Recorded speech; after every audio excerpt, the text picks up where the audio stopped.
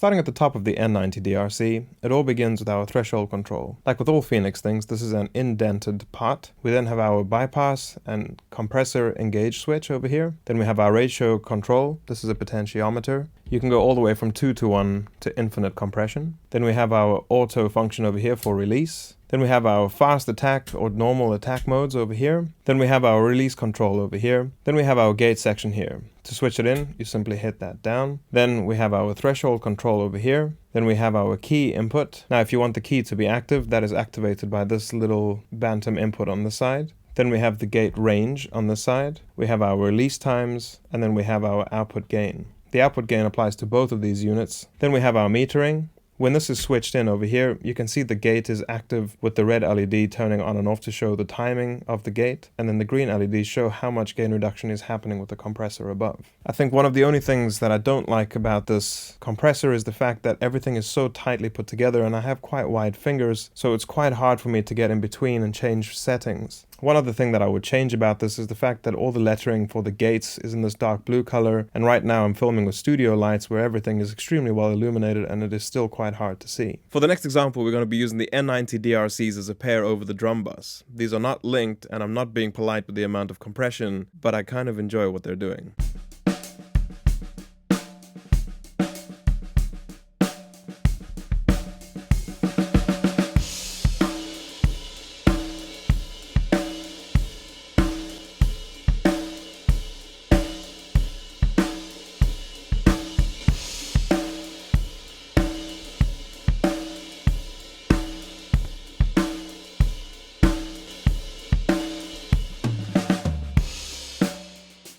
So as we can hear over there, that is making the snare just feel so much longer, and at the same time kind of taming some of those harsher transients that are appearing at the top end of the stick hitting the cymbal. One of my favorite things to do with piano is to compress it in mid-side, so the middle is nice and controlled, but you also get a little bit of extra width coming from the stereo image of the piano. It can also allow the piano to wrap around the vocal really nice and easily, but for now let's listen to the piano in solo and see how these Phoenix compressors deal with something as harmonically rich as a piano being hammered away by me.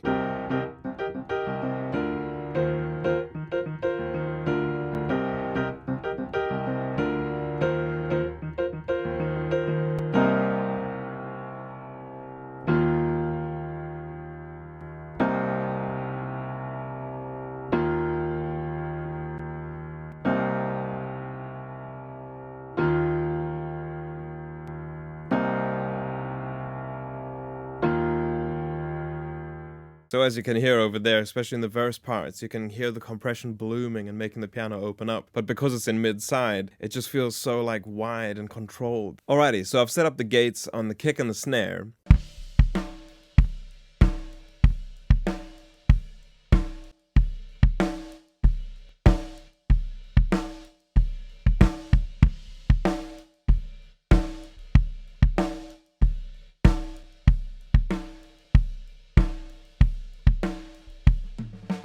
So in this example, I wanted to highlight both the compressor and the gate, but using it on vocals. The problem with recording so many vocals at once is that often the sound of the breaths are slightly out of time. Now, I would usually just automate every single one of them to ensure that the breaths come in and out at the same time so as to not be distracting. But I thought, hey, what if I use the gate to kind of just soften the sound of the breaths a little bit in between the phrases? Give my heart back.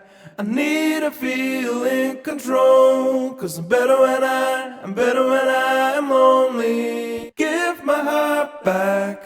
I need to feel in control, 'cause I'm better when I'm lonely. Give my heart back. I need to feel in control, 'cause I'm better when I'm lonely. So it's obviously quite subtle. But what I like about it is that compression naturally brings up the sound of the breaths while the gate is kind of controlling them. So it's quite handy to have both of these features on one little 500 series unit.